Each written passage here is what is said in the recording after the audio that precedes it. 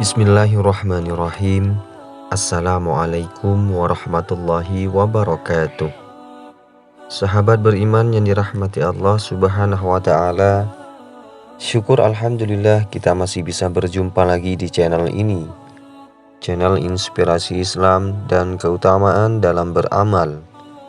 Salawat dan salam tetap kita curahkan kepada junjungan Nabi besar kita, Nabi Muhammad sallallahu alaihi wasallam.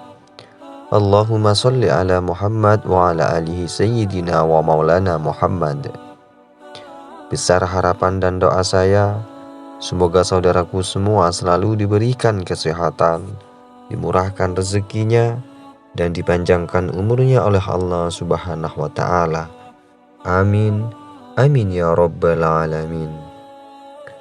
Sahabat beriman yang dirahmati Allah Subhanahu wa ta'ala, bagi sebagian umat Islam, sholat subuh dianggap sholat yang paling berat untuk dilakukan karena waktu pelaksanaannya setelah tidur semalaman. Apalagi mengerjakan sholat subuh secara berjamaah akan lebih berat lagi. Namun hal itu akan terasa ringan apabila telah dijadikan suatu kebiasaan. Padahal andai umat Islam mengetahui keutamaan melaksanakan sholat subuh berjamaah ini, maka dipastikan tidak ada kata berat dalam mengerjakannya. Sahabat beriman yang dirahmati Allah Subhanahu wa ta'ala, berikut ini adalah keutamaan melaksanakan sholat subuh berjamaah. Yang pertama, yaitu mendapatkan keberkahan. Melaksanakan sholat sekaligus mendapatkan keberkahan dari Allah Subhanahu wa ta'ala. Rasulullah Shallallahu alaihi wasallam telah mendoakan kepada umatnya agar mendapat berkah ketika melakukan aktivitas pagi, terlebih aktivitas wajib dan juga dilaksanakan berjamaah seperti sholat subuh. Ya Allah, berkahilah umatku pada waktu paginya. Hadis riwayat Abu Daud, Tirmizi, dan Ibnu Majah. Dan yang kedua yaitu terbukanya pintu rezeki. Diriwayatkan dari Ali bin Abi Thalib radhiyallahu an, selepas sholat subuh Rasulullah sallallahu alaihi wasallam mendapati putrinya Fatimah tengah tertidur. Maka beliau membangunkannya dan mengatakan, "Hai Fatimah, bangun dan saksikanlah rezeki Rabbmu. Karena Allah membagi-bagikan rezeki para hamba antara sholat subuh dan terbitnya matahari." Hadis riwayat Al-Munziri. Allah Subhanahu wa ta'ala berfirman, "Dirikanlah sholat dari sesudah matahari tergelincir sampai gelap malam, dan dirikanlah pula sholat subuh. Sesungguhnya sholat fajar subuh itu disaksikan oleh malaikat." Quran Surah Al-Isra ayat 78. Adapun yang ketiga yaitu mendapatkan pahala haji atau umroh. Umat Islam yang selalu menjalankan kewajiban menjalankan sholat subuh dan melakukan zikir hingga terbitnya matahari, maka orang tersebut akan berpeluang mendapatkan pahala haji atau umroh bagi amalan ibadahnya. Di dalam hadis yang diriwayatkan oleh Anas bin Malik radhiyallahu an, Rasulullah shallallahu alaihi wasallam bersabda, "Barang siapa yang sholat subuh berjamaah kemudian dia duduk berzikir kepada Allah hingga matahari terbit, lantas sholat 2 rakaat, maka baginya seperti pahala haji dan umroh yang sempurna. Hadis riwayat Tirmizi. Yang keempat yaitu mendapatkan ganjaran sholat sepanjang malam. Diriwayatkan dari Imam Muslim dari Utsman bin Affan radhiyallahu berkata, Rasulullah sallallahu alaihi wasallam bersabda, "Barang siapa yang sholat isya berjamaah, maka seolah-olah dia telah sholat malam selama separuh malam. Dan barang siapa yang sholat subuh berjamaah, maka seolah-olah dia telah sholat seluruh malamnya." Hadis riwayat Muslim. Adapun yang kelima yaitu mendapatkan cahaya yang sempurna pada hari kiamat kelak. Pada waktu subuh umumnya masih gelap, walau dengan penerangan listrik yang ada dan kadang-kadang minim juga. Dengan kondisi seperti itulah justru terdapat ganjaran yang begitu besar dan luar biasa dari Allah Subhanahu wa ta'ala bagi manusia-manusia yang menuju masjid buat melaksanakan sholat dengan cahaya yang sempurna di hari kiamat kelak. Yang keenam yaitu dijanjikan masuk surga. Semua orang pasti menginginkan tempat kembali yang terbaik, yaitu surga dengan segala kenikmatannya. Diriwayatkan dari Abu Musa al-Ash'ari berkata bahwa Rasulullah SAW pernah bersabda, "Barang siapa yang mengerjakan sholat bardain, yaitu sholat subuh dan asar, maka dia akan masuk surga." Hadis riwayat Bukhari dan Muslim. Kesimpulannya adalah ada dua waktu sholat yang mempunyai keutamaan dibandingkan dengan sholat wajib lainnya, yaitu sholat subuh dan sholat asar. Menurut pendapat para ulama, dua waktu tersebut adalah waktu yang sulit.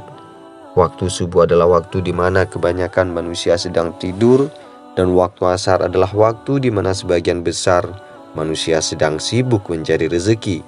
Sehingga di dua waktu ini Allah memberikan keutamaan yang lebih dibandingkan sholat lainnya. Yang ketujuh yaitu tidak tergolong orang munafik. Sholat subuh memberi manfaat bagi umatnya agar terhindar dari sifat-sifat munafik. Sholat subuh akan dapat menghindarkan kita dari penyakit kemunafikan tersebut, seperti yang telah dijelaskan di dalam hadis sebagai berikut ini. Tidak ada sholat yang lebih berat dilakukan bagi orang munafik daripada sholat subuh dan juga sholat isya. Seandainya mereka mengetahui keutamaan yang terdapat di dalamnya, niscaya mereka akan melakukannya kendati dengan merangkak. Sungguh aku telah hendak memerintahkan kepada petugas azan untuk iqamah sholat, kemudian aku mengambil bara api dan kemudian membakar rumah orang yang belum tidak keluar melaksanakan sholat di masjid. Hadis riwayat Bukhari Muslim. Yang nomor 8 yaitu dijamin oleh Allah Subhanahu wa Ta'ala. Orang yang melaksanakan sholat subuh berjamaah, maka dia berada dalam jaminan dan perlindungan Allah Subhanahu wa Ta'ala. Jika ada orang yang berani mencelakakannya, terancam dengan azab yang pedih, sebab dia telah melanggar perlindungan yang Allah berikan kepada orang tadi. Rasulullah Shallallahu Alaihi Wasallam bersabda, barang siapa yang melaksanakan sholat subuh, maka dia berada dalam jaminan Allah Subhanahu Wa Taala.